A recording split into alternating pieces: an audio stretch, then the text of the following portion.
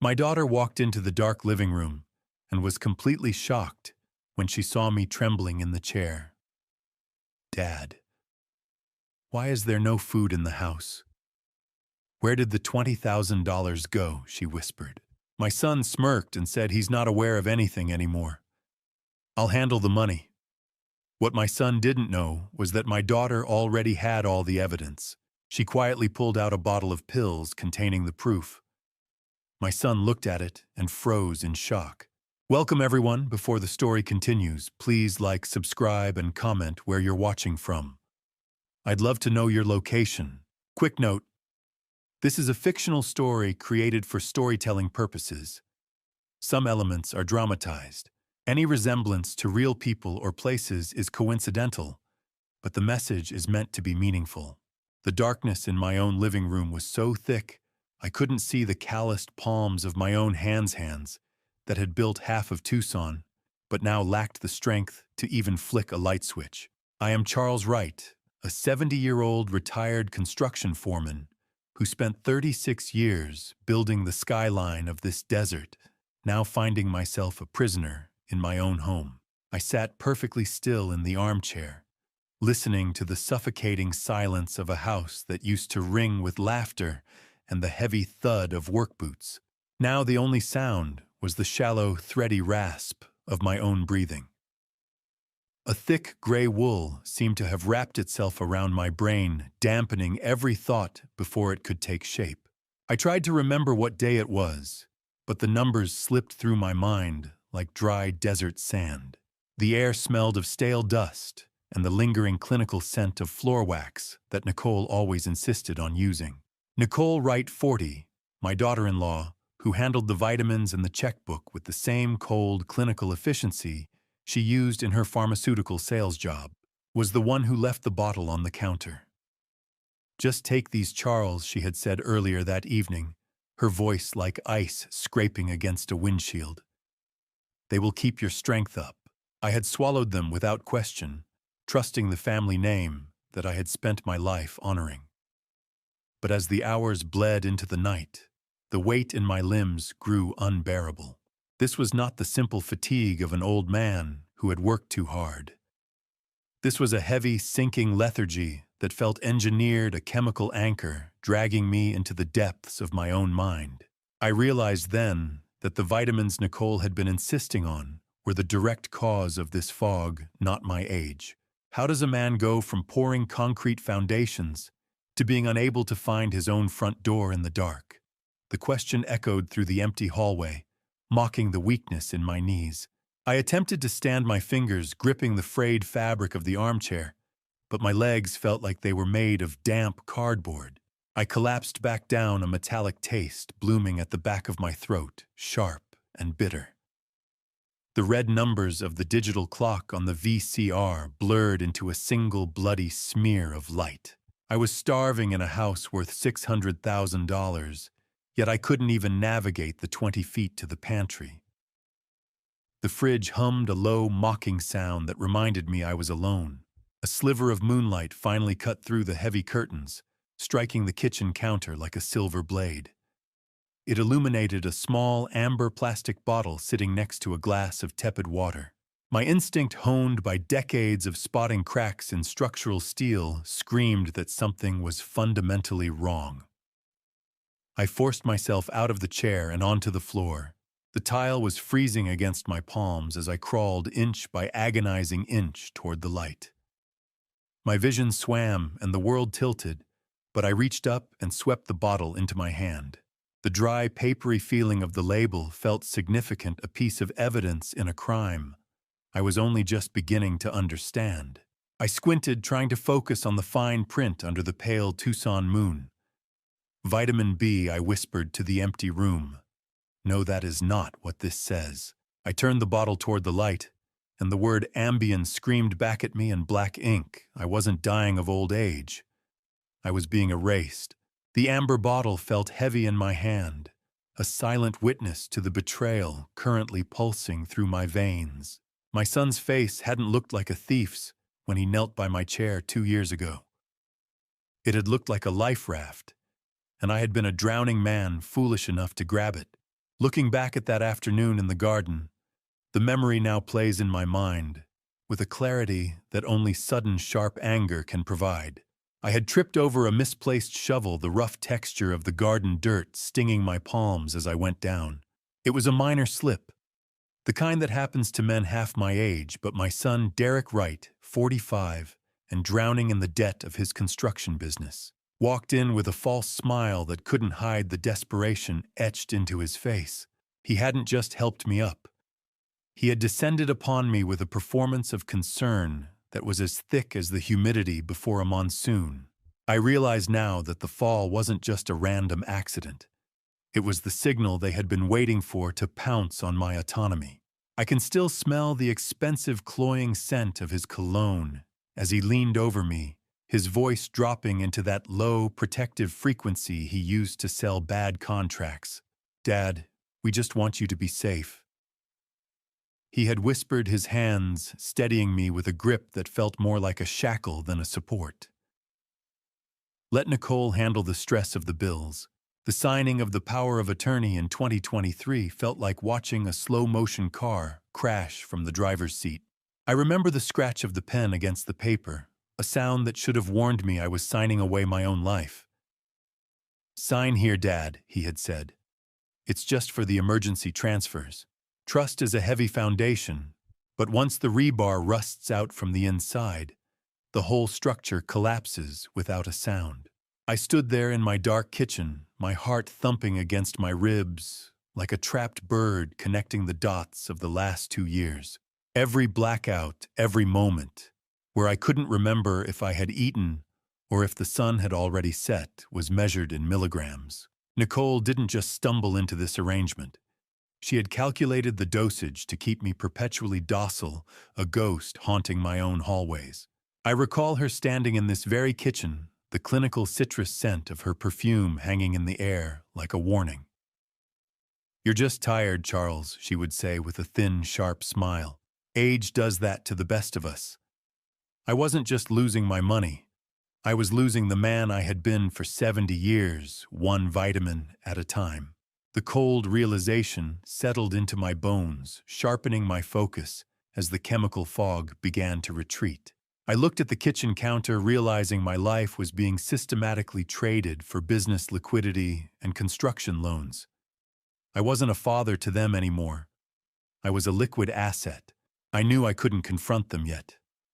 As long as they believed I was a vegetable, a shell of a man waiting for the next dose, they wouldn't expect me to fight back. I reached for the heavy flour jar on the counter, the ceramic cold against my skin. I tucked the amber bottle deep into the back of the flour, burying the evidence of their crime. The man they wanted me to be was dead, but the man I actually was finally waking up. My fingers shook as they hovered over the plastic buttons of the wall-mounted phone, a relic from a time when my family still lived under this roof without secrets. The cold, coiled texture of the phone cord felt like a lifeline and a noose all at once as I pulled it toward the shadows of the pantry. For 4 years, I had let my pride act as a wall between me and the only person who might actually save me. I realized now that the silence hadn't been accidental.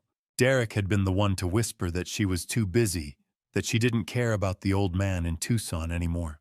He had actively sabotaged us, intercepting the very calls I was now trying to make, keeping me isolated like a job site without a foreman.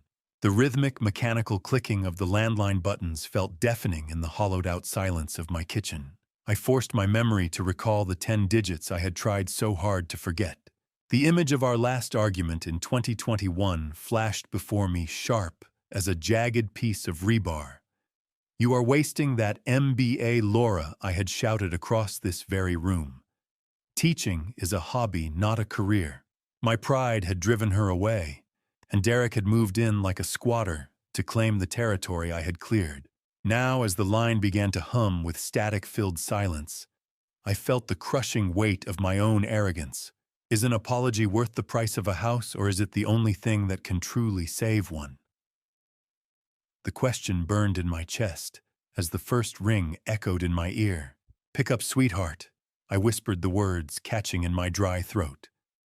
"Please just pick up." The second ring felt like an hour. On the third, the line clicked open. "Dad." A voice said, thick with sleep, and an immediate jagged edge of suspicion. "It is 2 in the morning. Is everything okay?" My daughter Laura Wright, 42, stood in my mind's eye, with the same fierce intensity her mother once had. Her eyes scanning my diminished state with a professor's sharp scrutiny, even through the phone. Believe me, there is no sound more terrifying or more beautiful than the voice of a child you thought you had lost forever. "Sweetheart," I said, my voice cracking under the weight of the Ambien bottle hidden in the flour and the empty shelves of my refrigerator. "I need you to come home. Everything is wrong. Everything." I felt the hot sting of tears in my eyes, a weakness I hadn't allowed myself since the day we buried Dorothy. I told her I was sorry, that my pride was a mistake that had nearly cost me my life. There was a heartbeat of silence, a pause that felt like the edge of a cliff. I expected a lecture, a reminder of every cutting word I had hurled at her when she left for Oregon. But the power shifted in an instant. Laura didn't hesitate or demand a 10-page explanation. She immediately switched into a protective mode I didn't know she still held for me. "I am coming, Dad," she said, her voice turning into cold steel. "Don't take anything else they give you. Just stay awake." I hung up the receiver just as a pair of headlights swept across the kitchen curtains, a blinding sweep of high beams that turned the dark kitchen into a crime scene. A silver truck idled at the end of my driveway, like a shark waiting for blood, its engine a low, predatory growl in the Tucson night.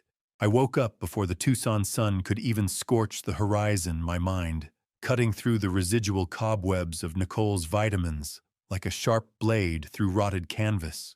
For months I had been adrift in a sea of gray, but today the edges of the world were hard and unforgiving. I stayed under the covers for a moment, listening. The silver truck I had seen idling like a shark last night was gone, but the feeling of being watched remained. I realized then that the vehicle wasn't just my son Derek checking in on his investment. It was a sentry, a hired security guard sent by Arthur Blackwell to monitor the perimeter of what they now considered an asset rather than a human being. The sharp, stinging clarity in the back of my throat was a gift of the adrenaline now replacing the sedatives. I sat up, my bones aching with a cold that had nothing to do with the desert autumn. As I walked through the house, I performed a silent, sober inventory of decay. The wooden dining table, once the centerpiece of Dorothy's Sunday dinners, was coated in a gritty texture of dust that felt like ash under my fingertips. I looked at the thermostat and saw it had been spiked down to a bone-chilling temperature. They were saving pennies on the heating while my legacy bled out through their fingers. The house smelled of unwashed laundry and broken promises. I opened the pantry, and the sight was even worse. There was no real sustenance here, just boxes of saltines and canned broth. They didn't just drug me. They let my life wither while I watched through a haze. It was a slow, controlled environmental starvation, designed to keep me weak, compliant, and ready for the disposal they clearly had planned. "When did I stop smelling the dust?" I whispered to the empty hallway. But the only answer was the low, persistent hum of the outdated refrigerator. I made my way to the bedroom and knelt by the nightstand, reaching into the gap where a loose floorboard hid my old smartphone. The blue-white glare of the screen in the dim room made me wince, but the vibration against my palm was a heartbeat. There was a text from Laura. She had secured the first flight out of Portland and would be landing at 3 p.m. Her words were a shield, first flight. "Be there 3 p.m. Don't take vitamins. Hold on, Dad. Hope is a dangerous thing for a man who's been buried alive, but it's the only oxygen I had left." I felt a surge of vindication so strong it made my hands shake. She was coming. The professor, the daughter I had judged so harshly for her choices, was the only one brave enough to answer the siren. But as I checked the calendar on the kitchen wall, a new dread settled in. I found a scrawled note in Nicole's handwriting in the margins: 4 p.m. wellness consultation. I knew that name now. Blackwell. Today wasn't just about a bank visit or a welfare check. Derek had scheduled his fixer to arrive just 1 hour after Laura's flight was due to land. The race was on, and the track was narrower than I had ever imagined. I stared at the timestamp on Laura's text, then at the clock on the wall. I had exactly 6 hours to prepare for a war I wasn't even sure I could win. The crunch of gravel under Derek's heavy tires sounded like a death sentence, forcing me to slump back into my armchair and let my jaw hang loose, a mask of senility I had to wear to survive. I gripped the rough wool texture of the armchair, with my palms forcing the strength out of my hands until they looked like the trembling claws of a man who couldn't remember his own name. The front door groaned open, bringing with it the smell of diesel exhaust and cheap coffee on Derek's breath as he burst into the room. He was a whirlwind of high-strung agitation, his face flushed in a way that had nothing to do with the Tucson heat. "Dad, did you call Laura?" He demanded, his voice sharp enough to cut. "Why would you do that?" Without telling me, I let my eyes wander toward the ceiling, offering him nothing but a vacant, watery blink. I realized then that his protective concern was a frantic reaction. The bank's fraud department must have already flagged the unusual activity before I even made my move. He paced the floor, his boots creating a rhythmic thud that vibrated through my bones. He reached into his pocket and pulled out a small amber bottle. "Here, take your supplement," he said, his tone shifting into that terrifyingly soft, condescending frequency. "You are getting worked up over nothing." He pressed the pill toward my lips, but I triggered a sudden hacking cough, my hands shaking with practiced weakness. The pill hit the floor with a sharp clack, disappearing into the shadows near the rug. How do you look at the child you raised and see a predator counting down the minutes until your house belongs to him? Derek didn't notice the deception. His phone chirped, and he turned away to answer a work call, his voice dropping into a desperate whisper about payroll and frozen credit lines. As I sat there in my forced silence, I was pulled back to 2021, to the very spot where Derek was now standing. I remembered my own booming voice echoing in this room, shouting at Laura that her teaching degree was a waste of a good MBA, and that she was throwing her life away. "Teaching isn't a career, Laura," I had roared. "It's a hobby for people who can't cut it in the real world." I remembered the look on her face, but more importantly, I remembered Derek. He hadn't been the peacemaker. He had leaned in, whispering in my ear that she was being disrespectful to the family legacy, actively stoking the fire of my pride. "Let her go, Dad," he had said then. "If she doesn't value what we've built, she doesn't deserve a seat at the table." The floorboards groaned under his boots, a sound I once associated with safety, now a warning of betrayal. I watched him through half-closed lids as he finished his call, his face pale. He muttered something about the city contract, a deal he had told me was close to signing, being canceled months ago. My house wasn't a family home to him anymore. It was his only liquid asset left. As Derek slammed the front door, leaving me in the gathering shadows, I caught a glimpse of his truck through the window.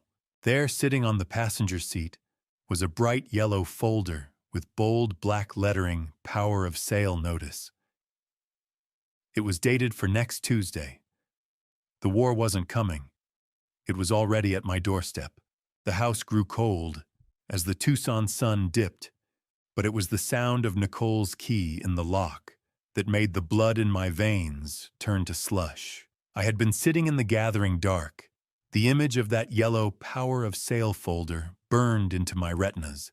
The front door clicked shut, and I quickly assumed the posture of the hollow man Derek expected to see.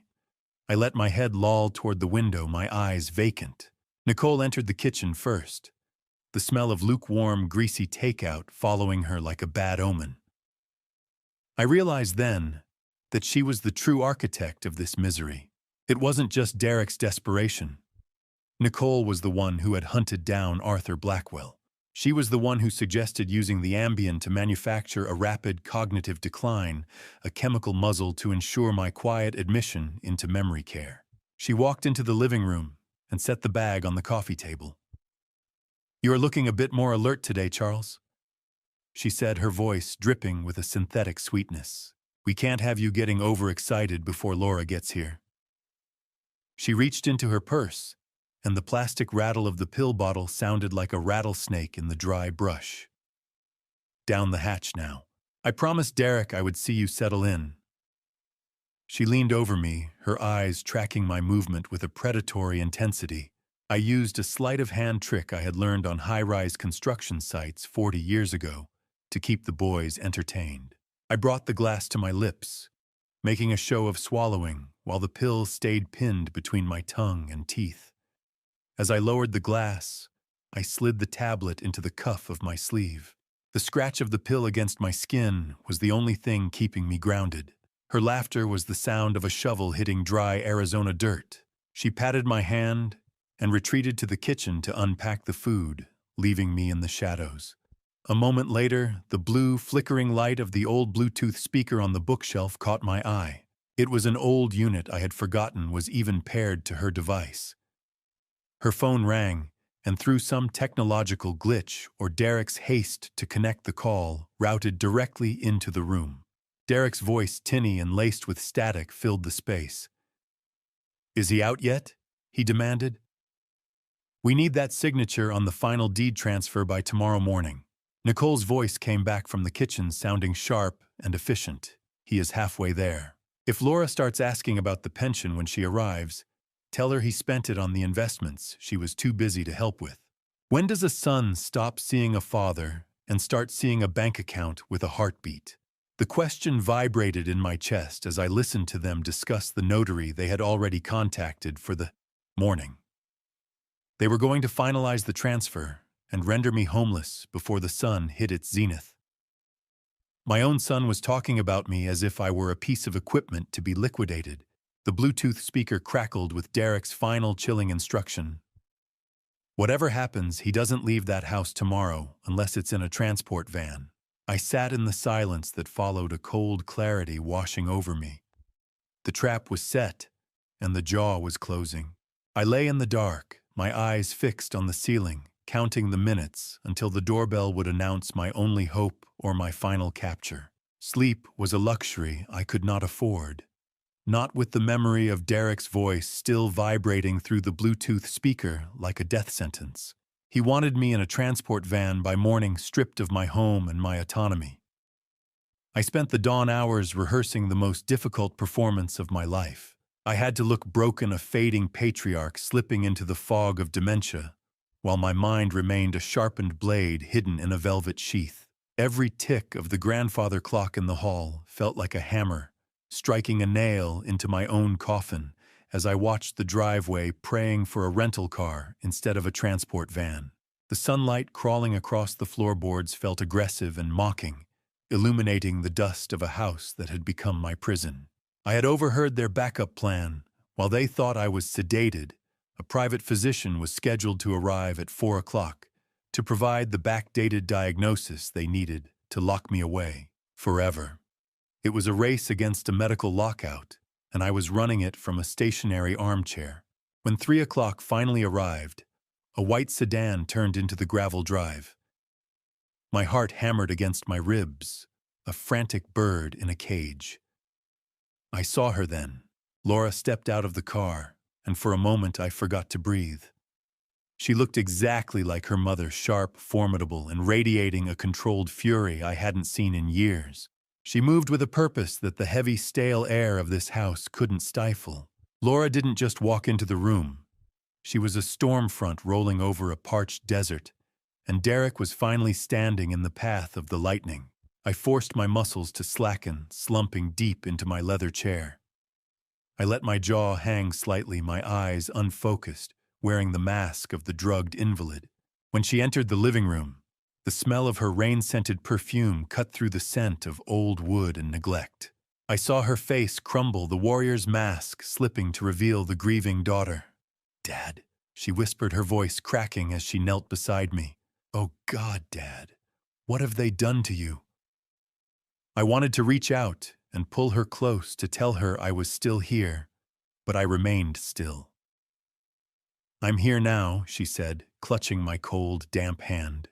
I'm not leaving again. Before she could even set down her travel bag, the front door was thrown open without a knock. The heavy thud echoed like a gunshot.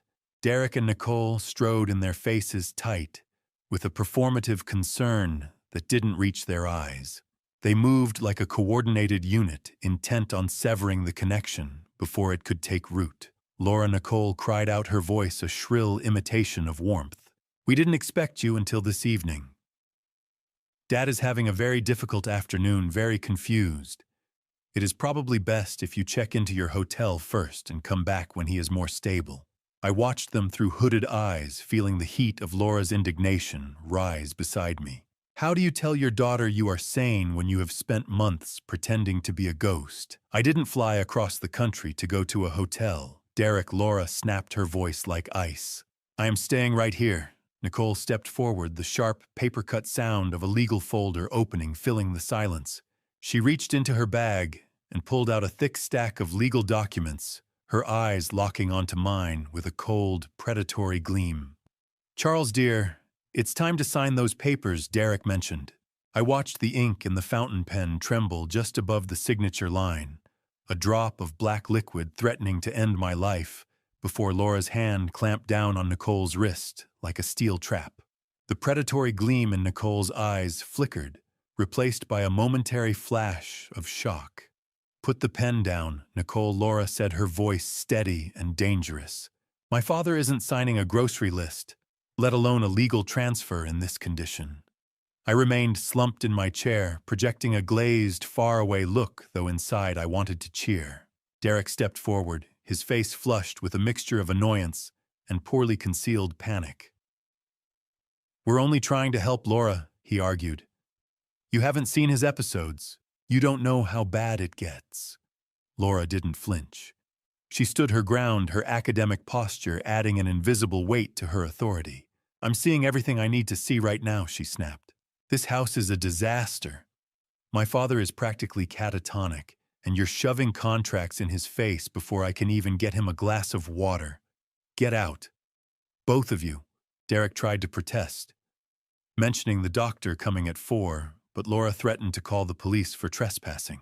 The shame of a potential public scene in the driveway finally forced them to retreat. The hollow sound of the front door slamming felt like the first breath of fresh air in months. The air in the house was thick with the scent of pine cleaner and betrayal, a chemical mask over the rot underneath. Once the house fell quiet, I felt the weight of the silence press against my ears. Laura didn't come to me immediately. Instead, her demeanor shifted from warrior to investigator. I watched through half-closed lids as she began a methodical sweep of the kitchen. She pulled open cupboards, noting the lack of protein and the barren shelves. When she reached the pantry, she began moving jars.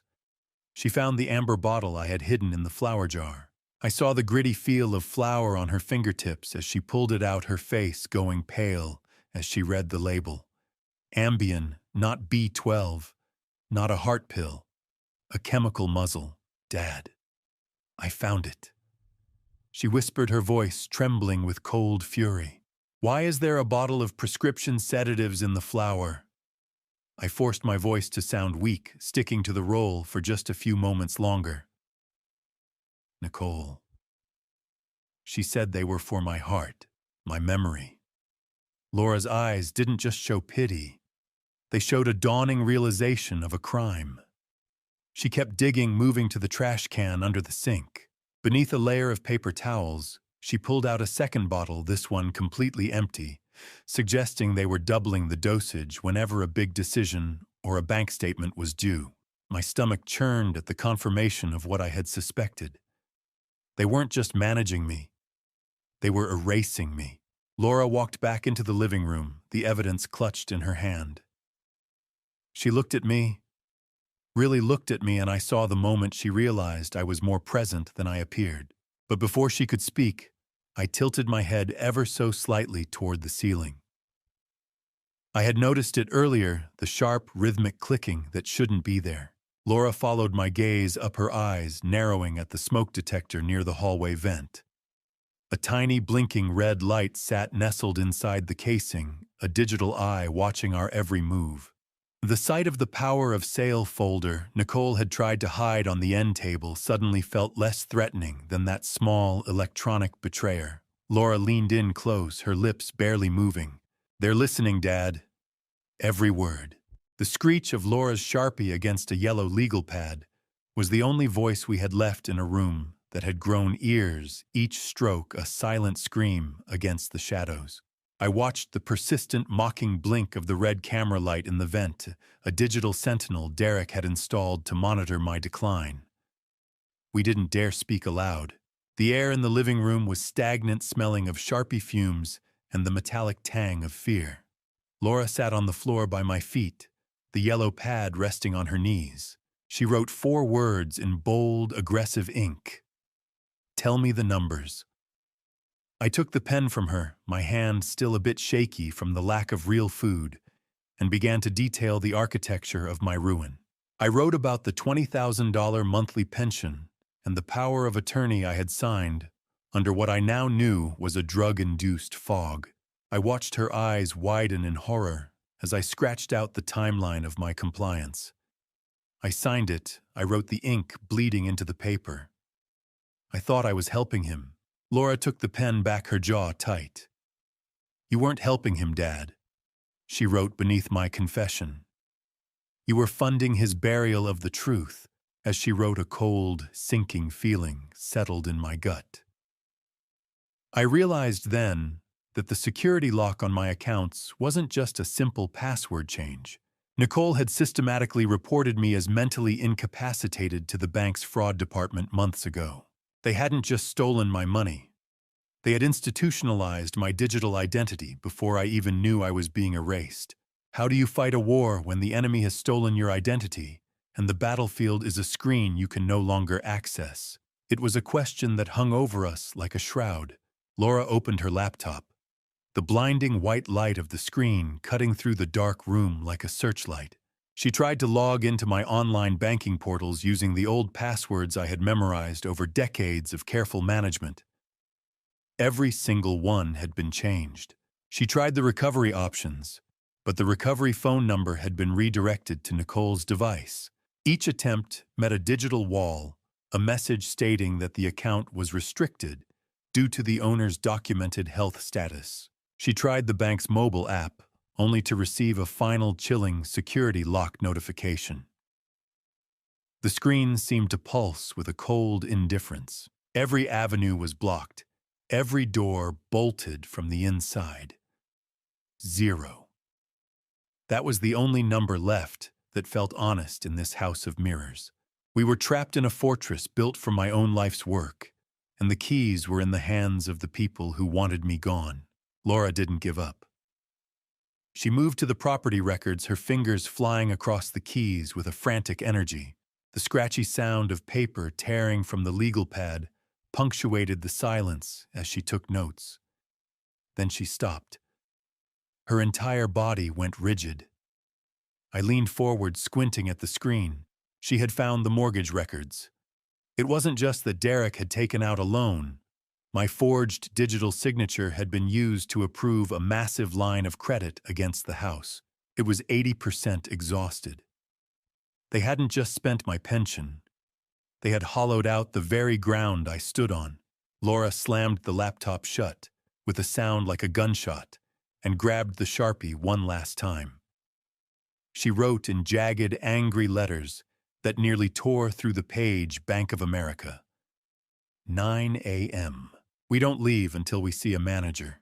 The landline phone screamed in the dark, a jagged electronic serration that tore through the silence of the living room every 10 minutes, like an interrogator's lamp. The night didn't pass so much as it stood still, a heavy, suffocating weight that only the morning sun could lift. Each ring was a reminder that Derek was still out there pacing his own cage of desperation. Laura refused to answer, her face a mask of cold determination, illuminated by the pale blue glow of her smartphone. We sat in the kitchen, the smell of cold coffee and stale adrenaline hanging between us. When the machine finally picked up, Derek's voice filled the room, oscillating between a weeping plea and a low, guttural snarl. "Laura, he's confused," my son cried out to the empty room. "You're going to give him a stroke if you keep this up. He's sundowning, for God's sake. Just let us come over and help him." But as the voicemails stacked up, the mask of fraternal concern slipped. He began rambling about someone named Arthur, his voice dropping to a terrified whisper. He pleaded that Arthur Blackwell couldn't find out she was here, that everything would be ruined if the house wasn't handled quietly. It was the sound of a man who wasn't just in debt to a bank, but to people who didn't use paperwork to collect. He sounded like a man who was running out of time and oxygen. Silence in this house used to be a comfort. Now it was the thin, tight wire of a trip mine. I watched Laura stare at the answering machine, her eyes hard. "He's perfectly clear, Derek," she whispered to the shadows. "Clearer than he's been in years." I felt a surge of pride, but it was quickly dampened by the low, predatory hum vibrating through the floorboards. I stood up, my joints protesting, and moved toward the front window. My hands felt dry and papery as I gripped the heavy velvet curtains, pulling them back just an inch to peer into the Tucson night. The silver truck was parked at the curb, but it wasn't alone. A second dark sedan sat across the street, its headlights extinguished, but its presence heavy and undeniable. "They aren't just watching, sweetheart," I said, my voice barely audible over the hum of the idling engines. "They're guarding the exit." Laura joined me at the glass, her breath hitching as she saw the silhouette of a man in the sedan. Derek hadn't just been watching us through the smoke detector. He had hired actual muscle to ensure I didn't leave the property before the notary arrived at 8. We were under a midnight siege. How many years of love does it take to erase the sight of your own son hunting you? I looked at the street and realized the front driveway was a dead end. But then a memory flickered in the back of my mind, a ghost of the man I used to be when I built this life. I remembered a side gate through the back alley that I had installed for construction equipment years ago. It was tucked behind the detached garage, likely forgotten by Derek, because it was overgrown with thick desert scrub and mesquite. If the gate still held, it led to a narrow service road 3 blocks over. "We don't use the exit they expect," I told her, the plan forming in my mind with the precision of an old blueprint. A flashlight beam from the idling car suddenly swept across the front of the house, lingering on the window where I stood, the light as cold and clinical as a searchlight in a prison yard. The first gray light of the Tucson dawn began to bleed over the mountains, but there was no warmth in it, only the looming weight of the deadline. We didn't use the front door. We crawled through the prickly pear cactus and the rusted latch of the back alley gate like thieves escaping our own history. The scratch of dry mesquite branches against my jacket sounded like 1,000 tiny warnings in the stillness. I had built this gate in 1982 to haul in lumber for the house's addition, a secret exit that Derek, in all his arrogant confidence, had completely overlooked. "Keep your head down, sweetheart," I whispered, feeling the heavy metallic taste of fear in the back of my throat. "If they see the dust kicking up, they will know we are moving." Laura didn't hesitate, her movements sharp and determined, as she guided me through the overgrown rear of the property. As we moved, she leaned in close to reveal that she had done more than just plan an escape. She had alerted a contact in the state attorney's elder abuse task force. This wasn't just a bank visit anymore. It was a formal setup designed to leave a paper trail that Derek could never erase. "I've got the car, Dad," she urged, her voice a low anchor in the chaos. "Just 10 more feet." We reached her rental car, which she had wisely parked 2 blocks away, and the doors clicked shut with a finality that made my heart race. The cold, clinical smell of the rental car's upholstery felt alien compared to the stale, medicinal air of my home. As Laura pulled away, the rhythmic thumping of the tires over the road's expansion joints became the heartbeat of our flight. I looked down at my hands, gnarled and trembling slightly, and saw more than just aging skin. I saw 1995. I remembered coming to this very bank with Dorothy on a Tuesday morning. We had just hit a milestone in our savings, and we opened this specific pension account with a handshake and a dream of a quiet retirement. Your mother wore her Sunday best. The day we opened this account, I told Laura, my voice thick with nostalgia. She called it our Freedom Fund. She said it was the proof that all our hard work had finally meant something. It occurred to me then that every dollar Derek and Nicole had drained was a piece of the life we built together, a physical desecration of Dorothy's memory. How many miles of desert road does a man have to travel before he stops being a victim and starts being a witness? I didn't have the answer. But I knew that every mile Broadway Boulevard took us was a mile closer to the truth. We're going to get it back, Dad, Laura promised. All of it. The bank's logo loomed ahead, a red, white, and blue fortress that held the remains of my life. The blinding glare of the morning sun hit the glass facade, momentarily searing my eyes. It was 8:55 a.m. As Laura turned into the lot, the short shock of reality hit me. We weren't as invisible as we thought. I watched the rearview mirror as a familiar silver truck swerved into the entrance behind us, tires screeching across the asphalt like a predator that had just realized its prey had reached the safety of a cage. Derek. I realized with a sickening jolt that the security team outside the house must have GPS tracked Laura's phone. I saw the reflection of Derek's truck in the glass doors as we approached the entrance, his face contorted in a mask of desperate rage as he threw his door open while the vehicle was still rolling. The air conditioning of the lobby hit me like a wall of ice, but it wasn't enough to cool the fire in my chest. I didn't wait for the teller to greet us. I walked straight past the velvet ropes, my old foreman's gate returning, as I headed for the door labeled James Richardson, branch manager. Behind me, the heavy glass doors swung open with a violent thud. Derek burst into the bank, his face a mask of sweating, frantic panic that looked more like guilt than concern. He lunged toward me, trying to catch my arm to pull me back toward the exit. "Dad, don't do this," he pleaded, his voice cracking. "You're confused. Let's just go home and talk."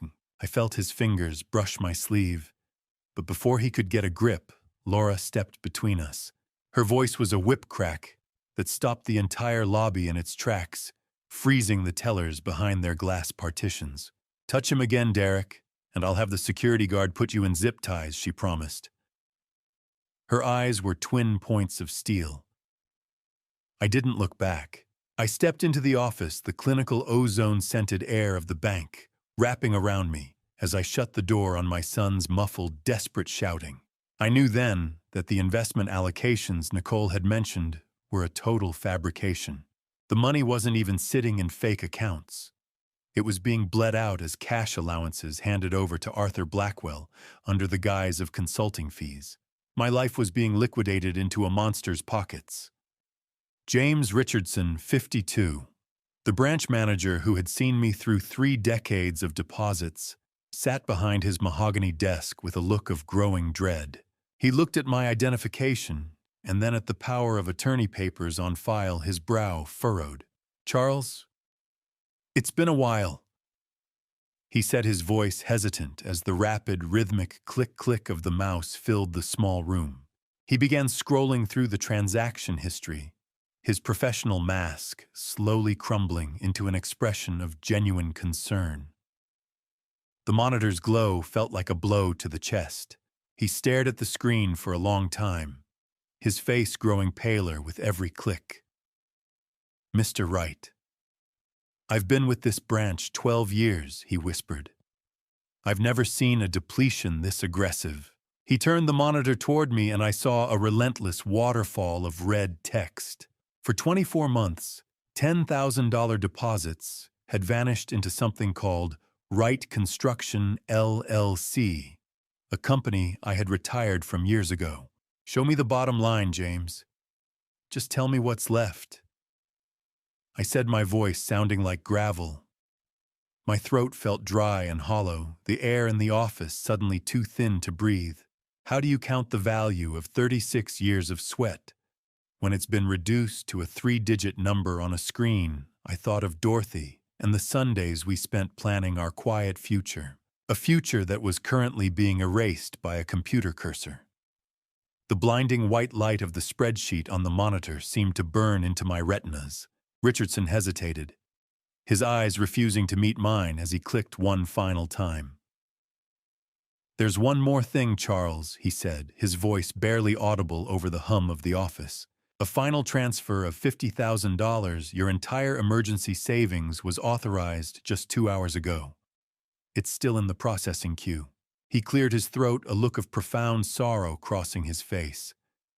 $327, Charles.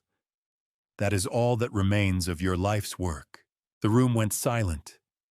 The kind of silence you only find at the bottom of a deep, dark hole.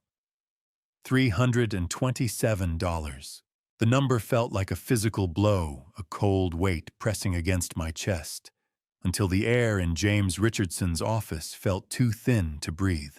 I didn't hesitate. I gripped the bank manager's fountain pen with the same steady resolve I once used to sign off on a skyscraper's foundation, and I initiated the destruction of my son's lies. The scratch of the expensive pen on the heavy affidavit paper was the only sound in the clinical space. "If I sign this, James, what happens to the money?" I asked, my voice gravelly but firm. "Everything connected to these transfers stops moving, Charles." He replied, his face illuminated by the sharp, clinical glare of the computer screen. "A hard freeze on all outgoing funds, including the accounts for Wright Construction, LLC. Immediately." "Good," I said, leaning back as the sharp smell of laser-printed documents filled the air.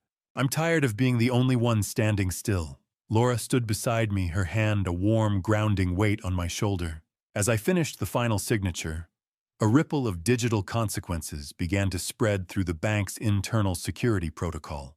James explained that because of the sheer volume of pension funds involved and the documented sedation I had endured, this was no longer a simple civil matter.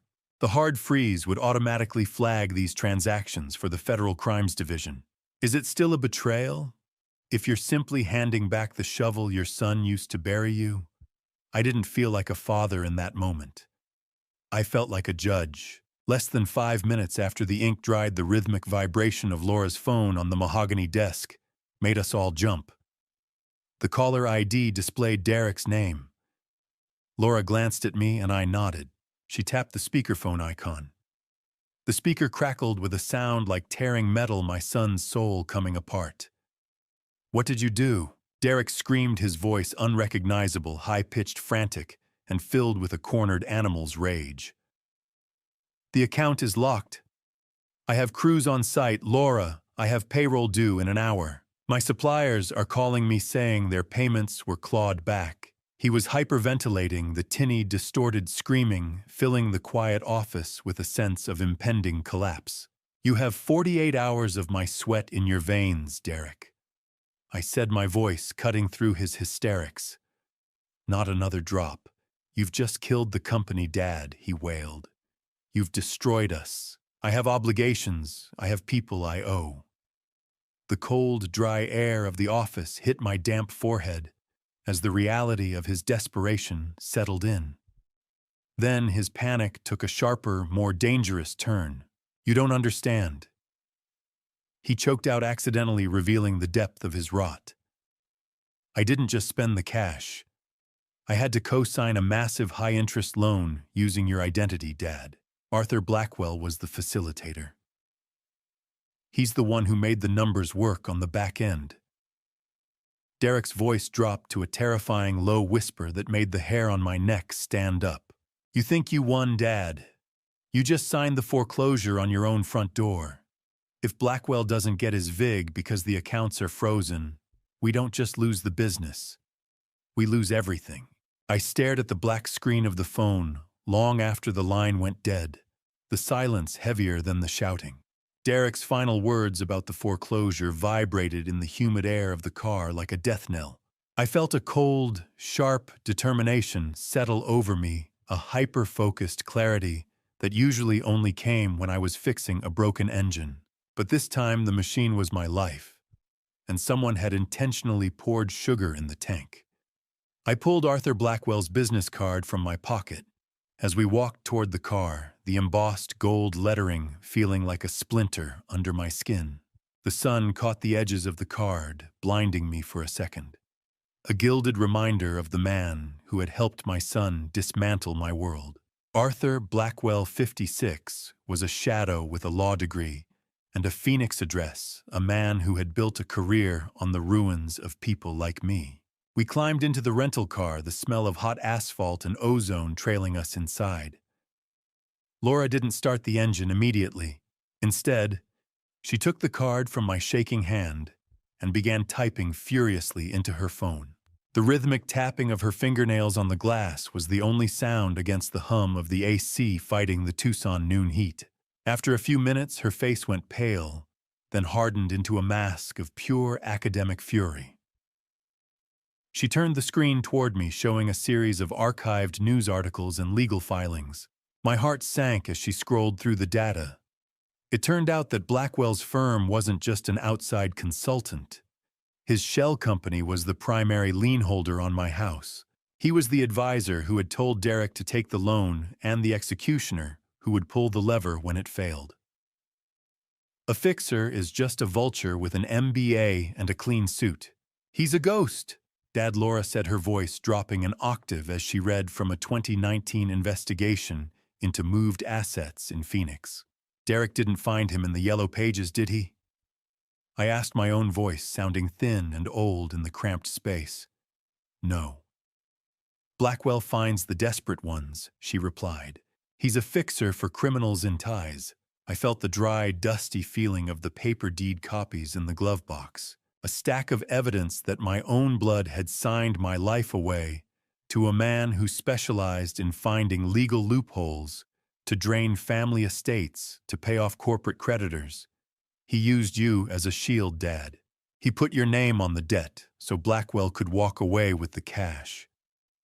I'm scared, sweetheart, I admitted, my hand going to my chest. I've never fought a ghost before. You don't have to, she said. And for a moment the daughter I knew was gone, replaced by a warrior. You have me, and I'm going to take everything they stole back. This wasn't a business failure. It was a harvest. As we finally pulled out of the parking lot, the weight of the situation shifted. I realized that if the business account was frozen by the fraud, affidavit, Blackwell wouldn't wait for a legal process. He likely had an immediate default clause triggered the moment the bank flagged the suspicious activity. I had 24 hours to save my home. Laura gripped the steering wheel so hard her knuckles turned white as marble. What if they needed you gone, Dad? Not just broke gone. The drive home felt longer than the 30 years I had lived in that house, every mile a step closer to a confrontation I was not sure I could survive. My hands gripped the steering wheel so tight, my knuckles felt like they might burst through the skin. Beside me, Laura was a silent engine of kinetic energy, her eyes scanning the rearview mirror, as if expecting Blackwell himself to materialize out of the desert heat. When we finally pulled into the driveway, the normalcy of the neighborhood felt like a lie. The front door did not resist. It swung inward with a heavy, mocking silence that told me our sanctuary had been breached while we were fighting for my life at the bank. I knew I had locked it. I could still feel the phantom click of the deadbolt against my thumb from earlier that morning. A cold draft hit my face, smelling of dust and something metallic. I followed the air to the back of the house and felt my stomach drop. The back alley gate, my private escape, and the one secret I thought I held over this property stood wide open. They had not just entered. They had moved through my home with the confidence of owners. The violation felt like a physical weight on my chest. In the living room, the precise order I had maintained for decades had been surgically dismantled.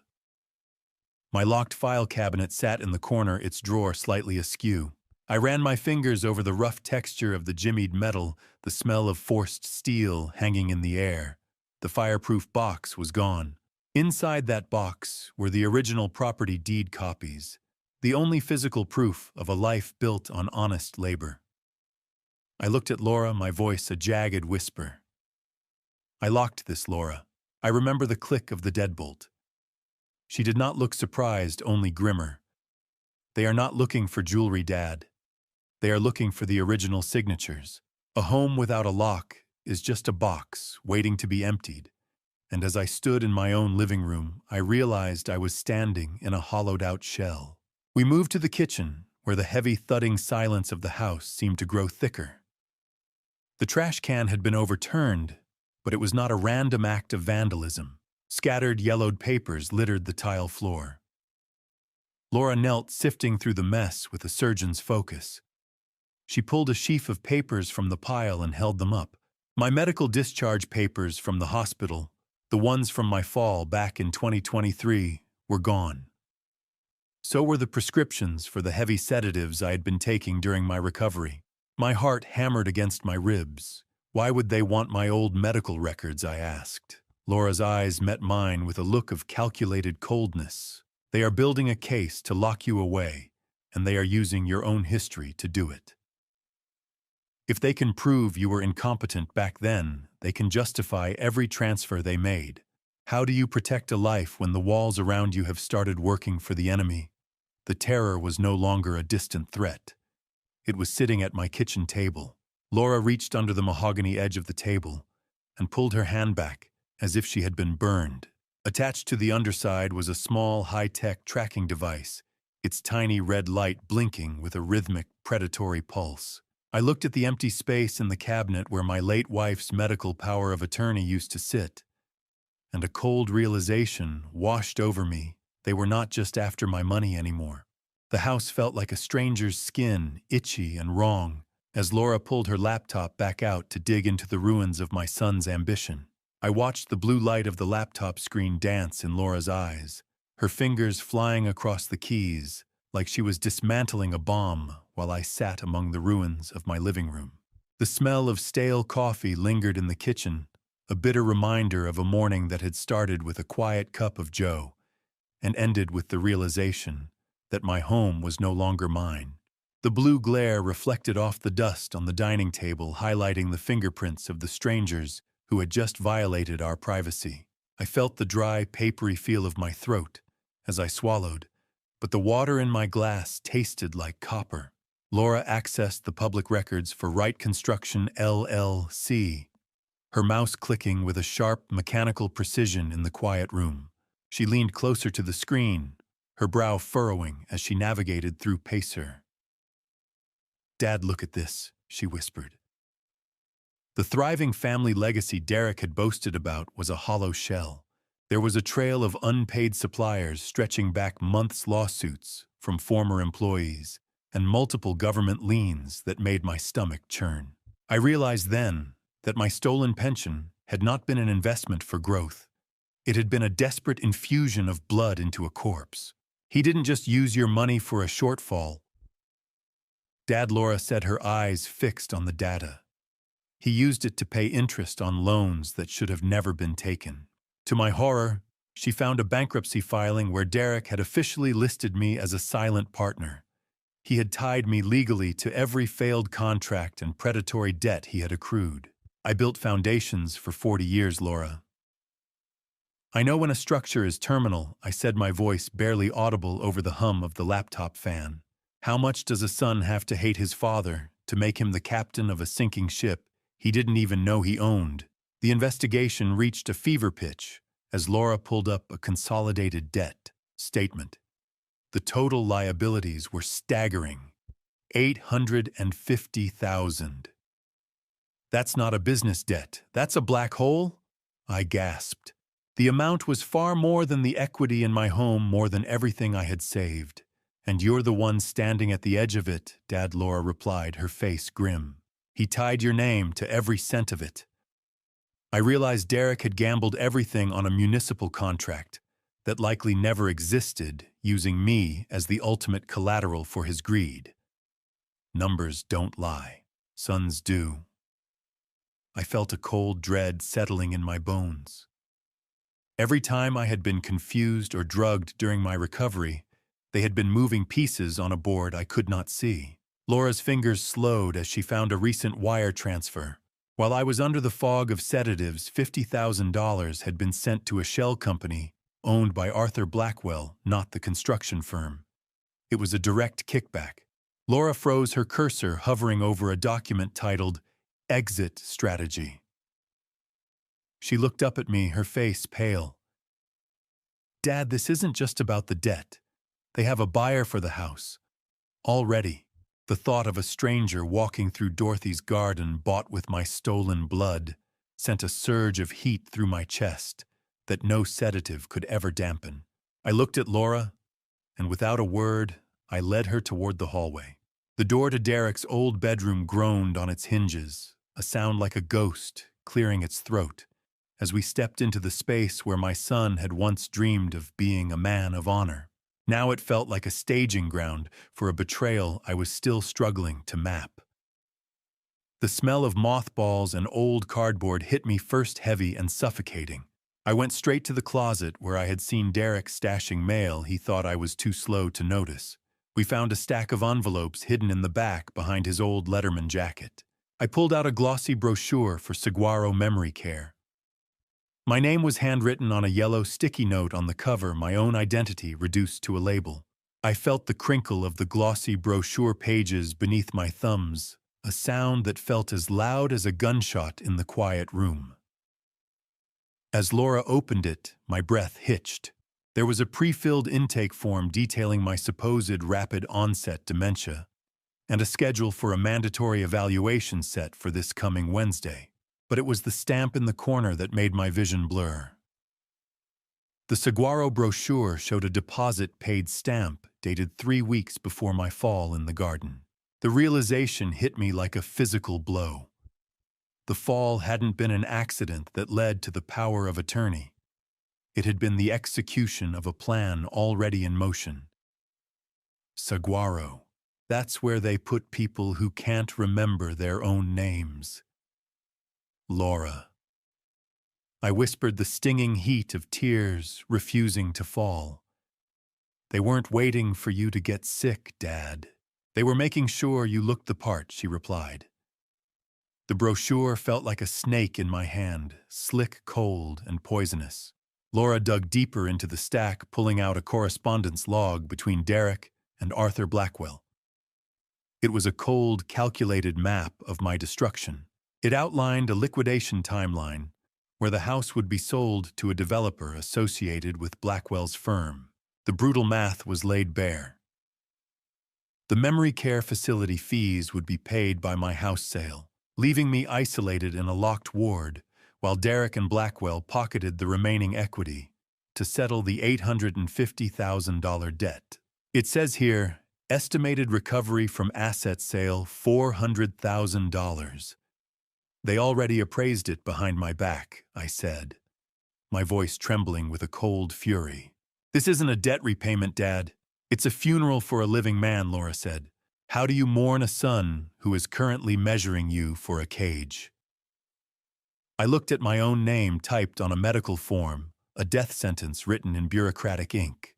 Just as I thought the betrayal couldn't cut any deeper, Laura pulled a folded document from the bottom of the pile. It was a copy of my will, but it had been amended. A forged signature. A poor imitation of my own hand left the entire estate solely to Wright Construction, LLC, in the event of my incapacity. I was being erased while I was still breathing. A sudden heavy thud sounded from the living room, followed by the unmistakable creak of the floorboard. I knew only groaned when someone was standing directly over the hidden safe. We froze, Laura's hand, gripping the Saguaro brochure so hard the paper began to tear. The thud from the living room was followed by the unmistakable creak of the floorboard. I knew only groaned when someone was standing directly over the hidden safe. I gripped the heavy brass fire poker, my knuckles white, and my heart hammering against my ribs as I rounded the corner into the living room to face the thief who had come to finish the job. I was ready to swing, ready to defend the few scraps of my life that remained, until I saw the man standing by the hearth. Frank Peterson, 71.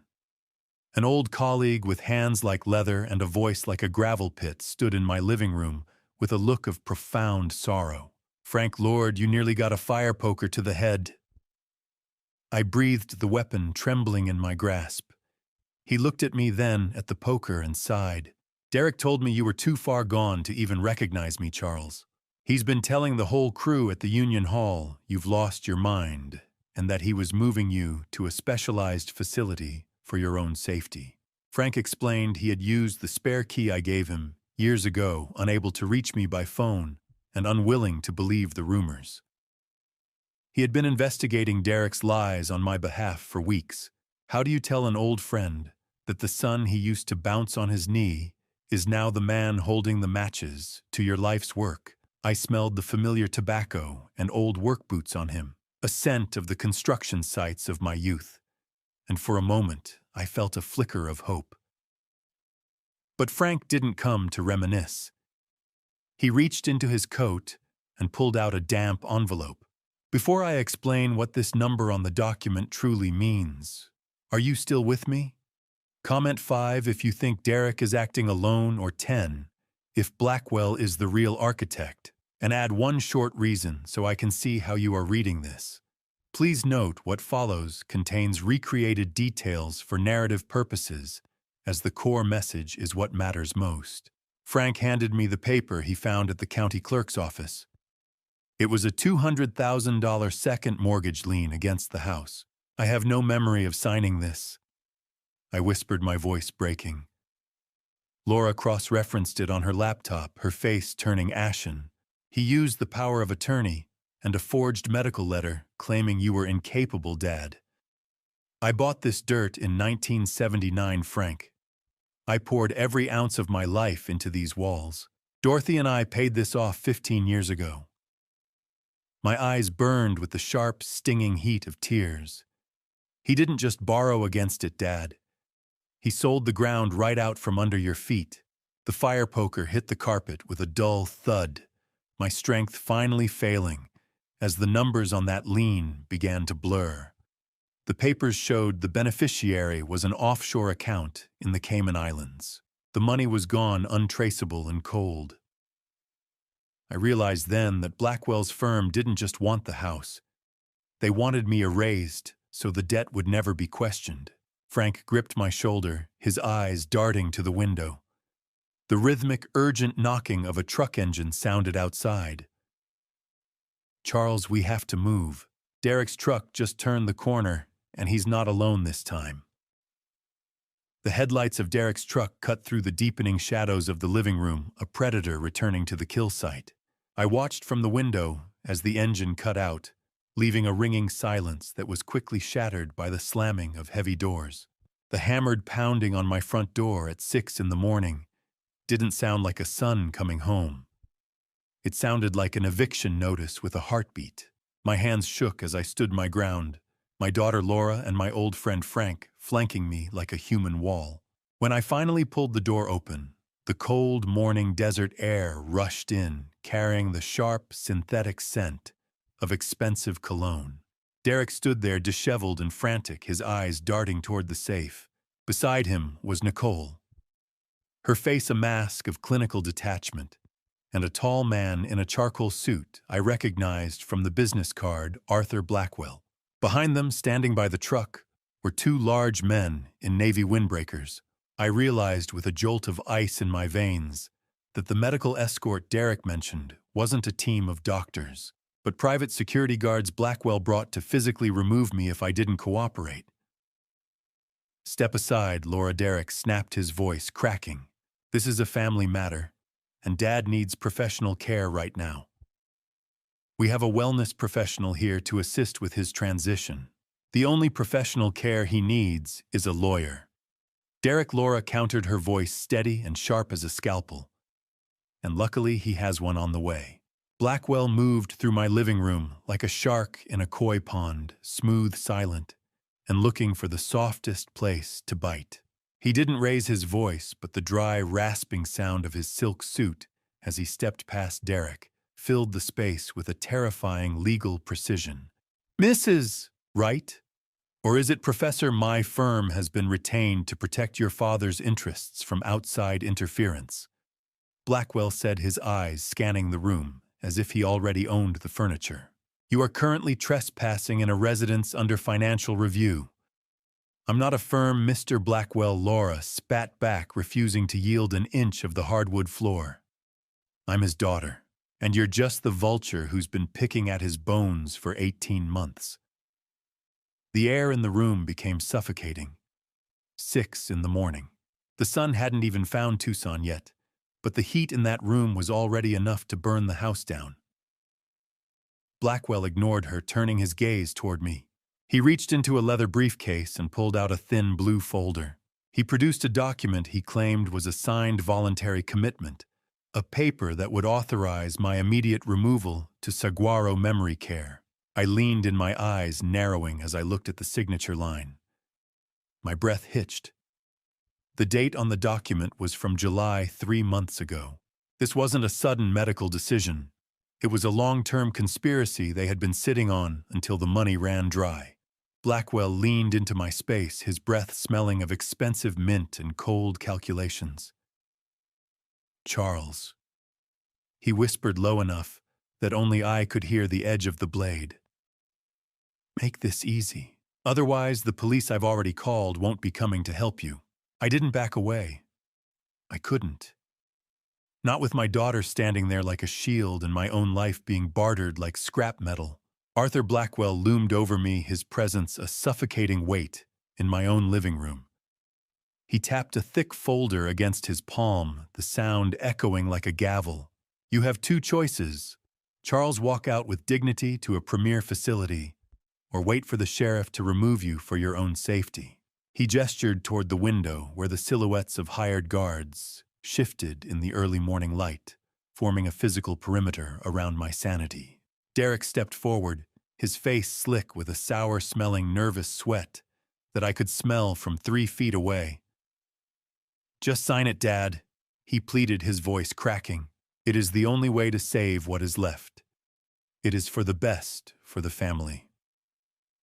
I looked at Nicole, who stood with her arms crossed, her eyes cold and clinical. In that moment of forced clarity, I realized how she had managed to keep me in a chemical fog without leaving a paper trail. As a high-level pharmaceutical representative, she had access to countless samples. She had been using her professional credentials to bypass every pharmacy record in the state, feeding me professional-grade oblivion from a briefcase rather than a prescription bottle. The betrayal tasted like copper in my mouth. Blackwell clicked his expensive pen, the sharp sound cutting through the silence. Then he stopped, sensing the shift in the room. Laura didn't scream or cry. She simply reached into the pocket of her windbreaker and pulled out a small amber plastic bottle. The amber bottle rolled across the table, a tiny plastic drumbeat of justice. The sound of it hitting the cold, smooth mahogany coffee table was louder than any of Blackwell's threats. My daughter leaned forward, her eyes fixed on Nicole. This isn't a vitamin, Nicole, Laura said, her voice dropping to a terrifyingly calm register. It is a Schedule 4 controlled substance used to facilitate a $250,000 theft. I have already recorded our conversation from 10 minutes ago, including the admissions about the supplements you have been forcing on my father. Do you know what the mandatory minimum is for drugging an at-risk senior with stolen samples? Nicole's composure, usually as polished as her jewelry, finally cracked. Her breath hitched, and she looked at the bottle as if it were a live grenade. We were just helping him sleep, Laura. It is not what you think. She looked toward Blackwell for support, but the lawyer had already taken a strategic step back, his face a mask of neutral denial. The pale, early morning light stretched across the floor, illuminating the dust motes and the wreckage of my family's loyalty. How quickly does family love evaporate when the handcuffs start to rattle? I watched my son, the boy I had raised, to be a man of honor as he began to tremble. The fear of a cell was stronger than his greed. He looked at the bottle, then at his wife, and then at the recording device in Laura's hand. The alliance that had seemed so impenetrable minutes ago began to dissolve into a frantic, ugly desperation. Derek turned on Nicole, his voice a frantic screech that set my teeth on edge. I told you he didn't need that much. I told you we should have just talked to him. It was your idea to use the samples, Nicole. I never wanted any of this. The room felt like it was losing oxygen as the alliance between my son and his wife turned into a feeding frenzy. I watched the two people I had welcomed into my heart tear each other apart like jackals over a fresh kill, but the real blow came when Laura pulled a stack of intercepted envelopes from her bag. They were tied with a piece of twine, the edges holding a paper-cut sharpness that seemed to threaten anyone who touched them. I recognized the scent of Laura's distinct lavender ink before she even spoke. I wrote every month, Dad, she said, her voice trembling with 4 years of repressed agony. I sent photos of my students, my classroom, and letters telling you I was sorry for the fight we had. Derek told me you burned them without opening them. He told me you never wanted to hear my name again. My heart constricted as I looked at Derek. I remembered that day 4 years ago, the screaming match that had severed my relationship with my daughter. I realized now that the argument hadn't been a spontaneous explosion of temper. Derek had spent weeks misquoting Laura to me and twisting my words to her, whispering poison into our ears until the bridge was ready to collapse. He hadn't just watched us fall out. He had engineered the cliff we were standing on. I didn't burn them. Derek stammered, his hands shaking as he reached out toward the letters before pulling back. I just didn't want you upsetting him with your choices. I was trying to keep the house peaceful. Peace was just a euphemism for isolation, a way to ensure no one was left to question the steady drain of my bank accounts. How do you calculate the interest on 4 years of stolen I love yous? I looked at the letters, each one a heartbeat I had been denied. The cold, early morning wind whistled through the front door, which Blackwell had left ajar in his desperation to find an exit strategy. But Laura wasn't finished. She reached back into her bag and produced a folder of bank transfer receipts. $10,000, Derek, she said, slamming the papers onto the coffee table. I sent $500 every few months specifically for Dad's extra comforts and birthday gifts. I wanted him to have the best care not to pay for Blackwell's tailored suits. She pointed at the receipts, showing the money had been wired directly into Derek's construction payroll account. I looked down at my threadbare sweater and thought of the empty fridge I had stared into just yesterday. He had stolen from both of us. The envelopes were still sealed, 4 years of my daughter's life, trapped in paper and Derek's greed. The silence that followed was hollow and echoing, filled only by the sound of Derek's ragged breathing. He looked at the floor, unable to meet my gaze. It wasn't just the money, I whispered, the realization hitting me with the force of a physical blow. You made me think she hated me, and you made her think I was a senile ghost. You let me grieve for a daughter who was still reaching out. Derek let out a dry, hacking sob, his resolve finally disintegrating. It wasn't just me, he blurted out, pointing a trembling finger at Nicole. She was the one who forged the handwriting on those thank you notes I sent to Laura. She said it would keep the scam alive so we wouldn't lose the extra cash. I looked Derek in the eye, and for the first time in my life, I didn't see my son. I saw a stranger who had been wearing his face while he picked my pockets. You didn't just steal my money, Derek. You murdered my family. The ghost of my wife, Dorothy, seemed to fill the room as I turned toward the sofa where she had taken her last breath. I turned my gaze to the velvet sofa in the corner, that very spot where her journey ended in 2021, and I felt her fierce spirit rise within me like a desert gale. Derek looked at me, his eyes rimmed with red, but I wasn't finished. I wasn't the only one watching this collapse, I said, gesturing toward the kitchen door where Frank Peterson stood. My neighbor held his smartphone steady, the screen glowing with a record of everything Blackwell had threatened and every confession Derek had spat out in his panic. The look on Blackwell's face shifted from predatory to paralyzed. I looked back at my son, who was trembling. "She gripped your hand in this very room, Derek. Her last breath was a prayer that you would look after me. Do you remember what you whispered to her? You promised you would be my rock." Derek collapsed into a high-backed chair, his face buried in his shaking hands. "I tried, Dad," he sobbed, the sound hollow and echoing against the walls. "I was just drowning in debt. The business was failing.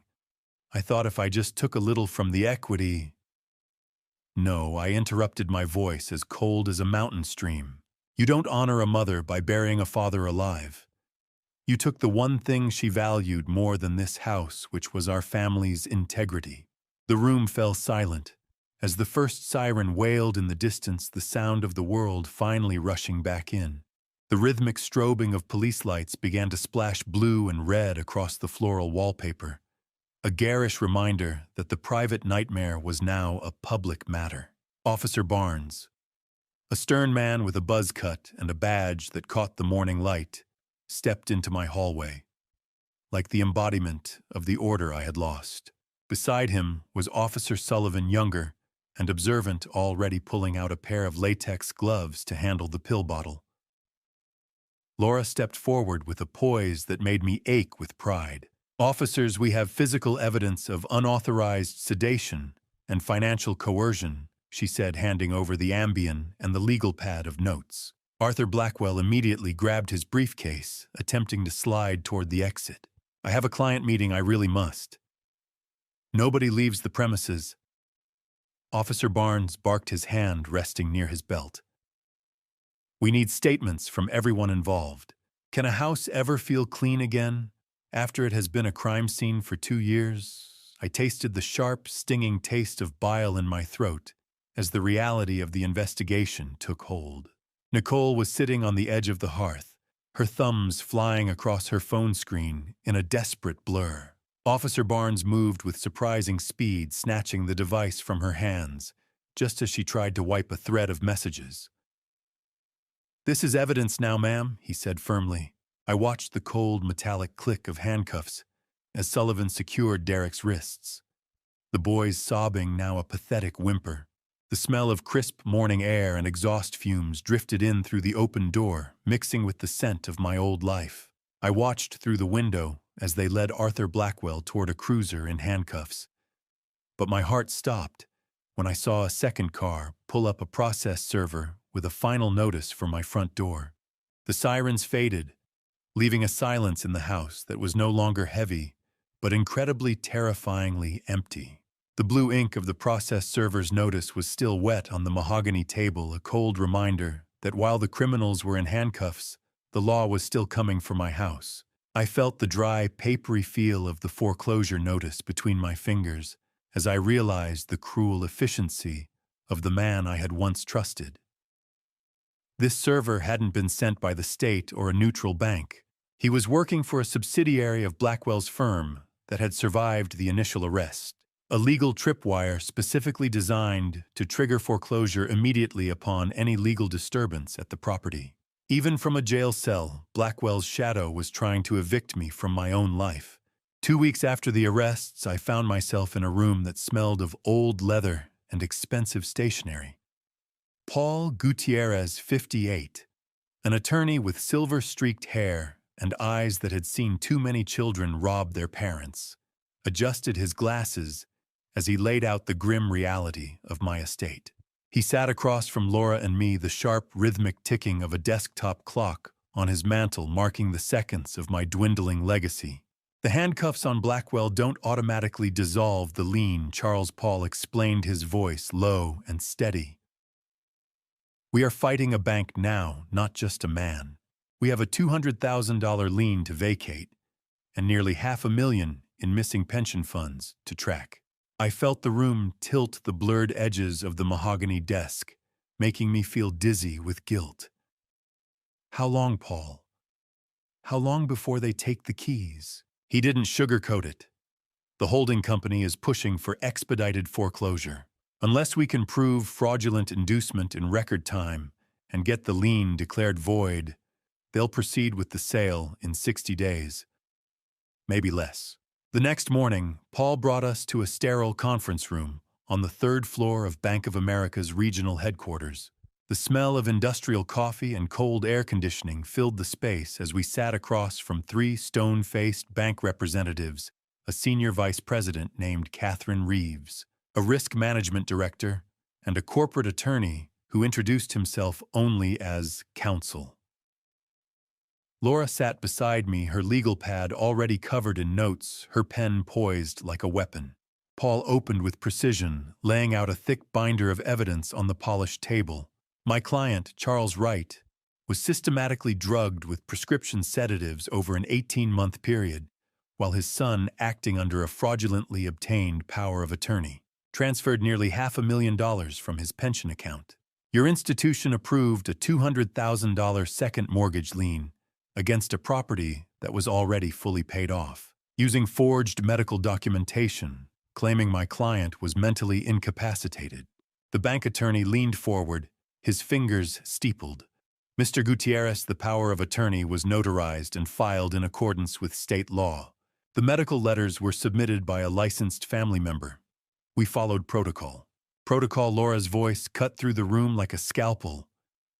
Your protocol allowed a son to drain his father's life savings while he was being chemically sedated.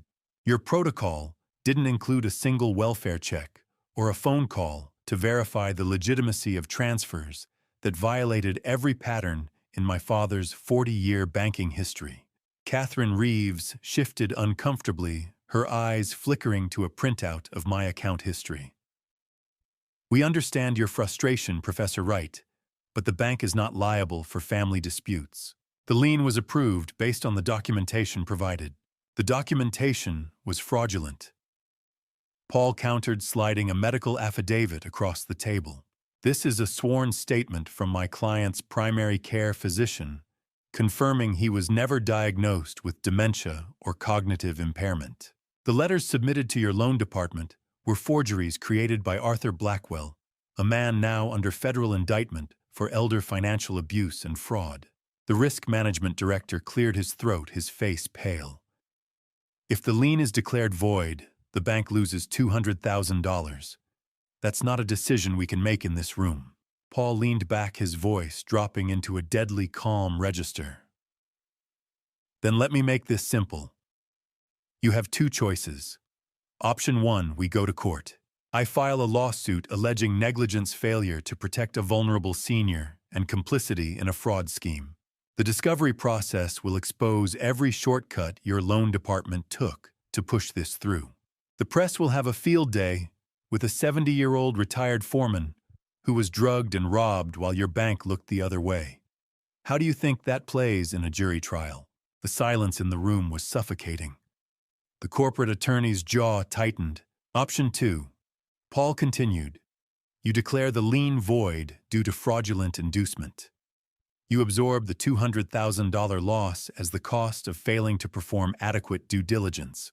In exchange, my client agrees not to pursue civil litigation against the bank for oversight failures. You walk away with your reputation intact. He walks away with his home. Catherine Reeves exchanged a long, tense look with the attorney. The rhythmic hum of the conference room's ventilation system filled the silence. Finally, she spoke. We would need a full release of liability.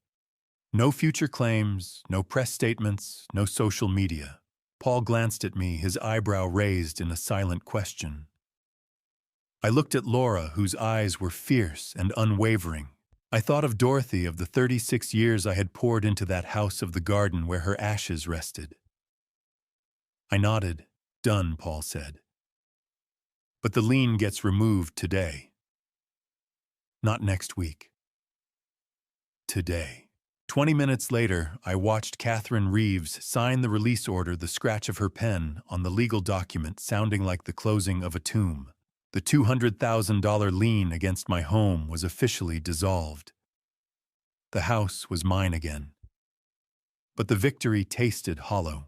After Paul finished the assessment and the bank representatives left, he stepped out to make a copy of the settlement agreement. My eyes wandered to the ledger on his desk. landing on a receipt for a massive retainer payment. Retainer paid $25,000. Source, Laura Wright.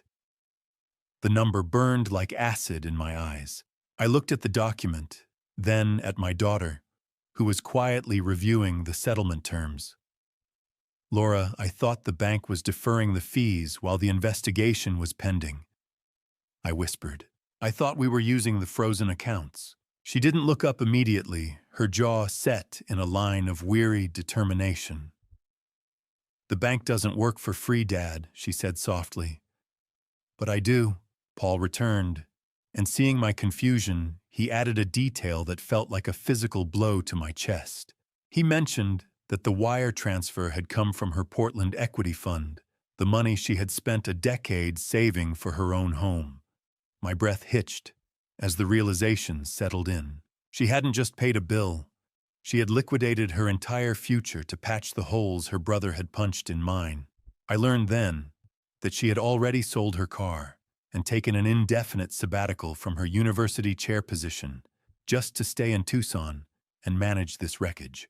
I gripped the edge of the desk, my voice a broken whisper as I looked at my daughter. Laura, why didn't you tell me you were bankrupting yourself for a father who didn't even believe in you? The walk back to the car felt like wading through deep water, the weight of Laura's sacrifice pressing against my chest, harder than the theft ever had. I watched the news of Wright Construction's Chapter 11 filing crawl across the television screen, like a line of black ants devouring the last of my son's pride. The flickering, staticky sound of the TV news report filled the living room, a funeral dirge for a legacy built on sand.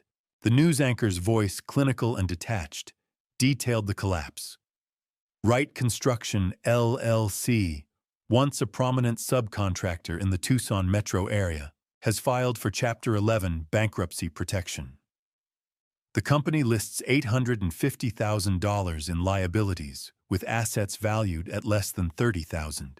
Creditors include suppliers, former employees, and multiple municipal contractors. I stared at the screen, the numbers burning into my retinas. 30,000. That was all that remained of the empire Derek had convinced himself he was building. My phone buzzed on the coffee table. It was a number I didn't recognize, and when I answered, Derek's voice came through thin and brittle. He was calling from a burner phone, his breath hitched in a way that signaled total defeat. She is gone, Dad. Nicole left. He said it with a flat, hollow tone that carried no surprise, only the echo of a man who had finally hit the bottom. She said I should have finished the plan before Laura got here.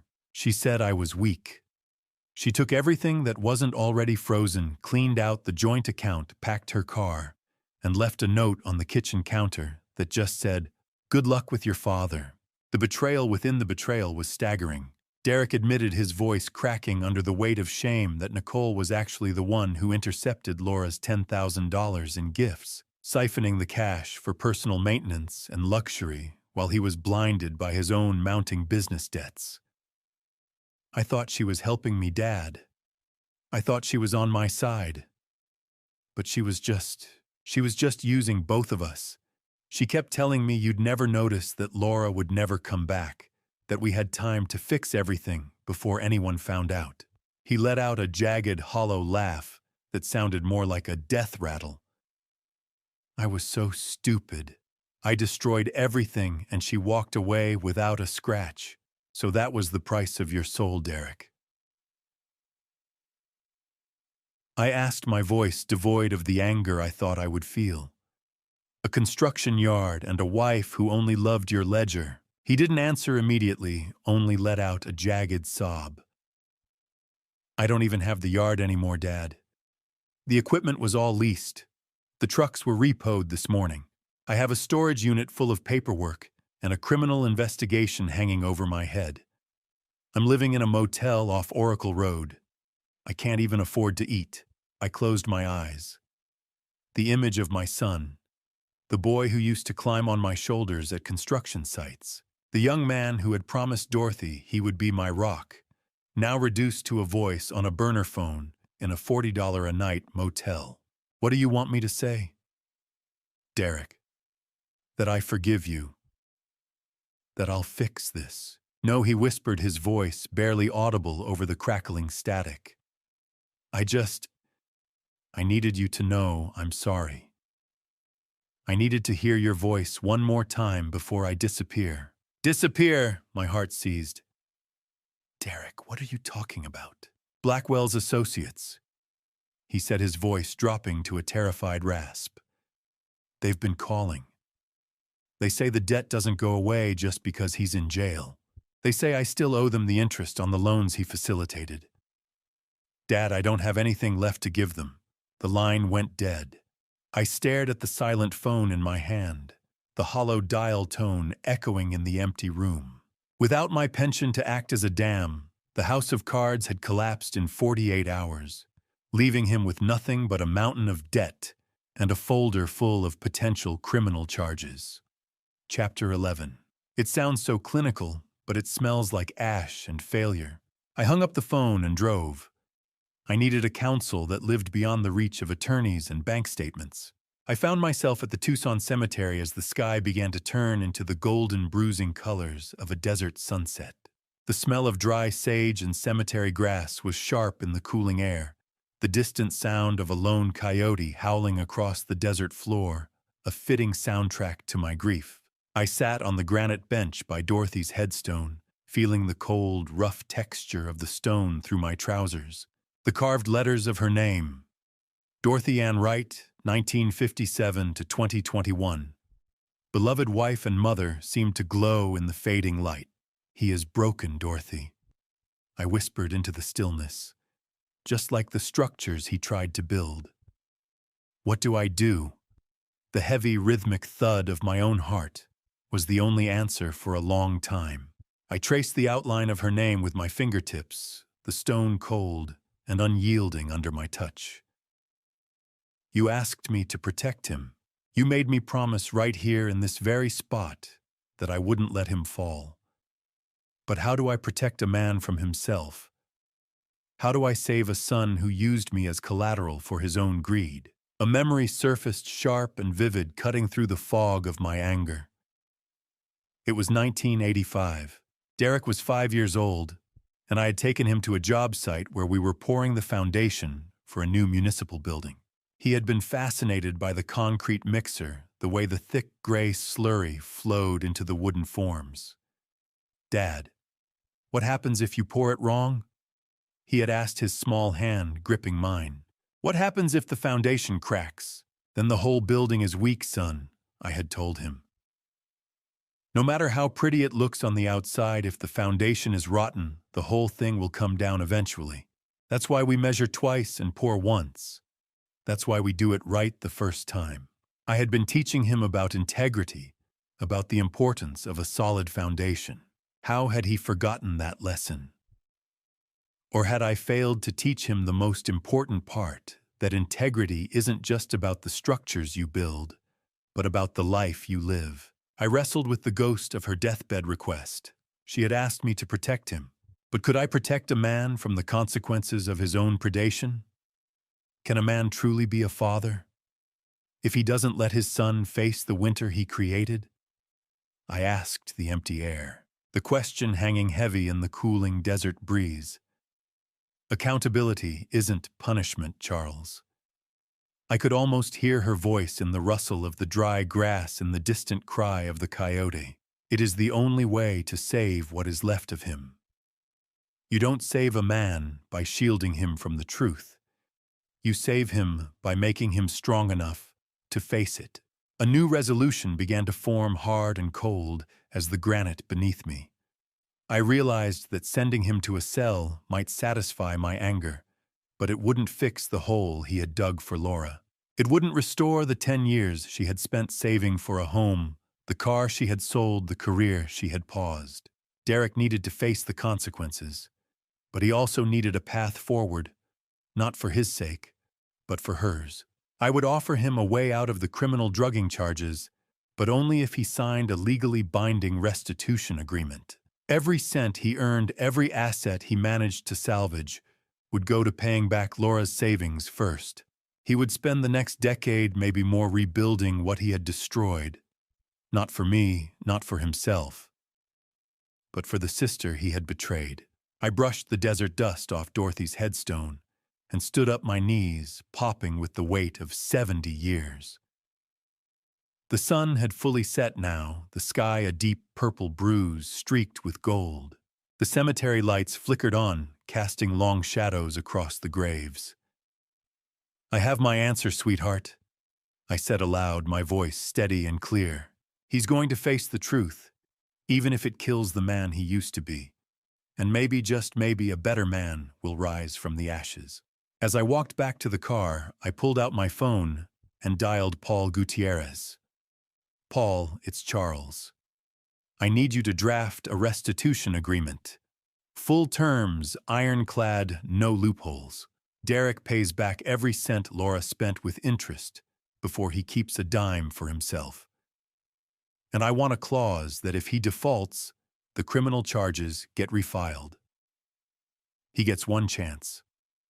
One." Paul was silent for a moment. Then I heard the scratch of pen on paper. "I'll have it ready by tomorrow morning, Charles. Are you sure about this?" I looked back at Dorothy's grave, the headstone glowing faintly in the cemetery lights. "I'm sure. It's what she would have wanted. Not forgiveness without accountability, but accountability with mercy." "Understood," Paul said. "I'll see you at 9. I hung up and climbed into the car. The engine roared to life, and as I drove away from the cemetery, I felt the first true sense of peace I had known in 2 years. The road ahead was long and the wounds were deep, but for the first time I knew the direction. Forward. Always forward. The drive back from the cemetery felt different. The road wasn't a getaway path anymore. It was a way forward. The morning sun flooded my kitchen for the first time in months, illuminating the scars on the wooden table where I finally signed the papers that returned my name to my life. I watched the golden dust motes dancing in the light, a silent celebration of a home reclaimed. The smell of fresh coffee, real coffee, not the instant powder Derek had left in the cupboards, filled the air, a small luxury that suddenly felt monumental. Paul Gutierrez sat across from me, his expression uncharacteristically soft as he watched me grip the pen. Beside him, Derek sat with his head bowed, looking years older than he had just a week ago. His hands, once smooth and manicured from years behind a desk, were already calloused and dirt-stained from 3 days of day labor on a landscaping crew. The expensive cologne was gone, replaced by the honest smell of sweat and sun-baked earth. Surprisingly, Derek told us that Blackwell had reached out through a back channel, offering him a stash of cash to flee to Phoenix and disappear before the state task force could dig deeper. "He called me from jail." Dad, Derek said, his voice hollow. "He told me there was $50,000 in a safety deposit box in Scottsdale. All I had to do was take it and disappear. He said if I testified against him, his associates would make sure I never made it to trial. But my son had refused." Derek looked up at me, his eyes red-rimmed and exhausted. I thought about it. God help me, I stood in that motel room for 3 hours staring at the address he gave me. But then I thought about Mom. I thought about what she would say if she could see me now. And I realized I couldn't run anymore. I've been running from the truth for 2 years, and all it did was destroy everything I loved. He chose to sit at this table and sign the restitution papers as his first act of genuine accountability. Paul slid the thick legal document across the mahogany surface, the pages crisp and official. "This agreement stipulates full restitution of $25,000 to Attorney Gutierrez for legal fees, and the remainder, approximately $87,000, to be paid directly to Laura Wright over a period not to exceed 10 years, Paul explained, his voice taking on the measured cadence of a man who had seen too many families torn apart by greed. "Any default on monthly payments will result in immediate reinstatement of criminal charges for elder abuse and fraud. You will also be required to attend court-mandated financial counseling and submit quarterly income statements for review. Derek picked up the pen, his hand shaking so badly the first signature was barely legible. "I know this doesn't fix anything," he said, his voice cracking. "I know you'll never look at me the same way, but I need you to know. I need Laura to know. I'm going to spend the rest of my life trying to become the man Mom thought I was." I watched the scratch of the pen on legal parchment as we finalized the agreement. Each stroke felt like a small stitch in a wound that would never fully heal, but at least it was finally being closed. "It is done," Charles Paul said, sliding the last folder into his briefcase. "The house lien is officially dissolved due to the proven fraud, and your pension is now secured under an independent trust that no one else can touch. The house is yours again. Truly yours." I looked at Derek, who stood up slowly, his chair scraping against the tile floor, with a sound that felt final. "I will pay it back, Laura. Every cent." He said, his voice a gravelly whisper, as he turned toward the hallway where Laura stood silent and watchful. "I am sorry." Laura didn't move. Her arms crossed, her expression unreadable. The silence stretched between them like a chasm. Finally, she spoke, her voice quiet but steady. "I don't need your apology, Derek. I need your follow-through. Words are cheap. Show me you mean it." Derek nodded, his shoulders sagging under the weight of her judgment. He looked at me one last time, and I saw a flicker of the boy I had raised, broken but not beyond repair. I looked him in the eye, my voice firm but no longer poisoned by the old rage. "Don't tell me you are sorry, Derek. Show me you are right." He nodded once and left to begin his new life as a day laborer, carrying the weight of his choices out into the Arizona heat. Through the window, I watched him climb into a battered pickup truck, borrowed from his new crew boss, the vehicle a far cry from the silver luxury truck he had once driven with such arrogance. A signature is just ink on paper, but today it felt like the first breath of oxygen after being held underwater for 2 years. Later that afternoon, the house smelled of floor wax and lemon oil as Laura and I began the slow process of reorganization. The oppressive, stale air that had hung over the rooms for months was finally lifting, replaced by the clean, sharp scent of renewal. While cleaning out a drawer of Dorothy's old things to make room for Laura's stay, I found a book of poetry I hadn't opened since the funeral, the collected works of Mary Oliver, Dorothy's favorite. Tucked inside was an old yellowed photograph of Dorothy and a young Laura, maybe 8 years old, standing in front of the half-built house in 1991. Dorothy's arm was wrapped around Laura's shoulders, both of them squinting into the desert sun, their smiles wide and unguarded. I pulled it out, noticing the yellowed, papery smell of the past, the edges soft from decades of being pressed between pages. On the back, in Dorothy's elegant script, was a note written years ago. "Laura, my fierce girl, your father worries you are too soft for this hard world. But I know the truth. Your stubborn heart and your refusal to bend will be the very thing that saves this family when the shadows grow too long. Never stop being exactly who you are. Love, Mom." The ink had faded to a soft brown, but the words hit me with the force of a freight train. Why is it that the hardest words for a father to say are the ones his child has been waiting to hear their entire life? My throat tightened as I realized Dorothy had seen my secret doubts about Laura's career path all along and left this message specifically to be found when I needed it most. She had known long before I did that Laura's strength wasn't the kind I recognized, but it was the kind that would matter when everything else failed. I called Laura into the hallway, my voice breaking into a soft, shaky sob. "I was wrong, Laura. 4 years ago, I was so wrong about you." She reached for me, her eyes glistening with unshed tears. "Dad, you don't have to say it." "I do," I insisted, gripping the photograph like a lifeline. "I worked a job I didn't love for 30 years because I thought that was the only definition of strength. I thought putting food on the table and keeping the lights on was all that mattered. But you You followed your passion, and in the end, that passion is what brought you home to save me. Your mother knew. She always knew. Laura took the photo from my hand, her fingers tracing the outline of her younger self. She used to tell me that she whispered. Every time you and I fought about my choices, she would pull me aside and say, "Your father loves you. He just doesn't know how to say it yet." She was right, I said, my voice thick with emotion. I love you, Laura. I'm proud of you. And I'm sorry it took me 70 years and losing everything to finally see what was right in front of me all along. Laura pulled me into a fierce hug, and for the first time in years, I felt the crack in my chest begin to heal. I realized the most important bridge I ever built wasn't made of steel or concrete. It was the one leading back to my daughter. The house felt lighter. The shadows that had lived in the corners for years finally chased away by the truth.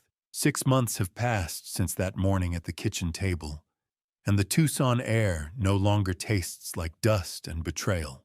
It tastes like the slow, sweet victory of a man who has reclaimed the right to his own silence. I sit on my back porch, the feel of the warm sun on my weathered skin acting as a healing balm. In the garden below, the desert jasmine is in full bloom, sending a thick, sweet scent drifting through the air, mingling with the earthy smell of freshly turned soil.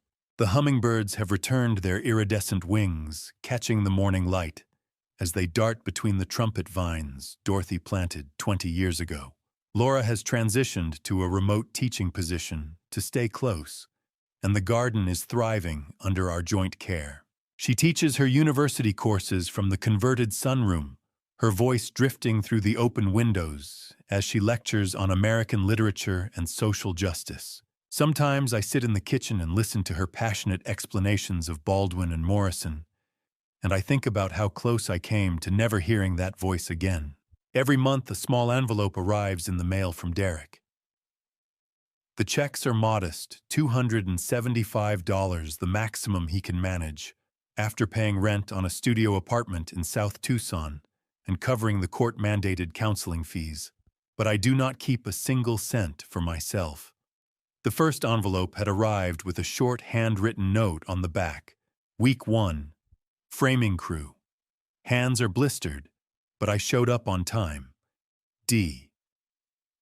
Each subsequent envelope carries a similar update, a small testament to a man trying to rebuild himself from the ground up. Last month's note read, "Foreman said I'm reliable. First time anyone said that in years. Still sober, still showing up. I have donated the first 6 months of my son's restitution money to a local legal aid clinic for seniors, the Sonoran Elder Justice Project, a small nonprofit that operates out of a converted storefront near the university. It gives me a grim sense of satisfaction to know that his penance is directly funding the protection of others who might be standing where I once stood. Last week, the clinic director, a fierce young attorney named Maria Santos, called to tell me that Derek's contributions had helped them take on 3 new cases of financial exploitation. Your son's money just saved a 73-year-old woman from losing her home to a predatory reverse mortgage scheme, she said. I didn't tell Derek. Some lessons are best learned in silence. I hear the rhythmic, comforting sound of garden shears from the rose bushes. You have got the pruning shears upside down again, Dad. Laura calls out, her voice bright and clear. I look over the railing and offer a small, knowing smile. I am just testing your observation skills, Professor. You passed. She laughs, a sound that has finally returned to these walls, and goes back to her work. The house is no longer a cage. It is a shared sanctuary of mutual respect. 3 weeks ago, Derek asked if he could visit. It was the first time he had requested anything since the signing. Laura and I discussed it over coffee on the porch, the conversation careful and measured. I'm not ready to have him in the house yet, she admitted, her hands wrapped around her mug. But maybe we could meet somewhere neutral, so we arranged to meet at the cemetery at Dorothy's grave. Derek arrived early, and when Laura and I pulled up, we found him kneeling on the grass, pulling weeds from around the headstone with his bare hands. He had brought fresh flowers, desert marigolds, Dorothy's favorite. He didn't ask for forgiveness. He didn't make excuses. He simply said, "I come here every Sunday now." I talk to her. I tell her what I'm doing to fix things. Laura nodded once, a small acknowledgement, and the three of us stood in silence for a long time. It wasn't reconciliation, not yet, but it was a beginning. I know you are listening. Maybe you are sitting in a room right now that feels like it is shrinking around you, watching the walls close in while someone tells you that your memory is failing or your worth has expired. I address you now because I was nearly one of the disappeared. They will tell you that you are a ghost before you are even dead. Don't believe them. The mask of confusion that others try to slip over your head is only as strong as the fear that holds it in place. I have learned that courage isn't always a loud shout or a grand gesture. Sometimes it is just the steady hand that refuses to sign the paper. It is the quiet, stubborn refusal to stay in the dark when someone else is trying to blow out your candle. Truth is like the desert sun. You can try to shade your eyes, but it will eventually burn through every shadow you try to hide in. My son tried to erase me, but in doing so, he only forced me to find the man I had forgotten I was. Now I spend my evenings working with a small, anonymous advocacy group I started for elder rights. We call ourselves the Silver Shield Network, and we meet twice a week in the basement of the public library. There are 8 of us now. Survivors of financial abuse, guardianship, exploitation, and medical coercion. We share our stories, offer resources, and most importantly, we listen. Last month, a woman named Helen, 81, came to us after her nephew tried to force her into signing over her home. We connected her with Maria Santos at the Legal Aid Clinic, and within 2 weeks the power of attorney was revoked, and her nephew was under investigation. Helen hugged me after the meeting, her thin arms surprisingly strong. "You saved my life," she whispered. I thought of the hollow man I had been 6 months ago, the ghost shuffling through his own hallways, and I realized that in saving others, I had completed the work of saving myself. The senile man Derek tried to manufacture has become a formidable guardian of justice, a ghost that learned how to bite back. My voice is steady and clear now, a tone that has found its permanent strength. Frank Peterson, my old colleague, joined the group 3 weeks ago. He brings coffee and donuts every Wednesday, and we sit in the fluorescent-lit library basement swapping war stories and legal strategies. "You know what the irony is, Charles," he said last week. "Derek thought he was burying you. Instead, he turned you into the one thing he should have feared most, a man with nothing left to lose and everything to fight for." I turn my face to the warmth of the sun and whisper a final thank you to Dorothy, looking at the vibrant, cared-for home she left behind. The roses are blooming again, their petals a deep crimson that reminds me of her favorite lipstick. The kitchen table, once a site of betrayal, now hosts weekly dinners where Laura and I cook together, her laughter echoing off the tiles as I inevitably burn the garlic bread. Our story did not end with a signature or a court date, but with the choice to stand up and walk out of the dark. I know the way now, and I will make sure no one else has to walk it alone. As the sun sets over the Sonoran Desert, painting the sky in shades of amber and gold, I feel Dorothy's presence like a warm hand on my shoulder. "You did good, Charles," I can almost hear her say. "You finally built something that will last." And for the first time in 2 years, I believe her. Looking back at this painful family story, I realize something that still stings. I spent decades building houses strong enough to survive desert storms, yet I failed to notice the cracks forming inside my own home. This family story is not only about betrayal, it is about silence, pride, and the danger of trusting blindly.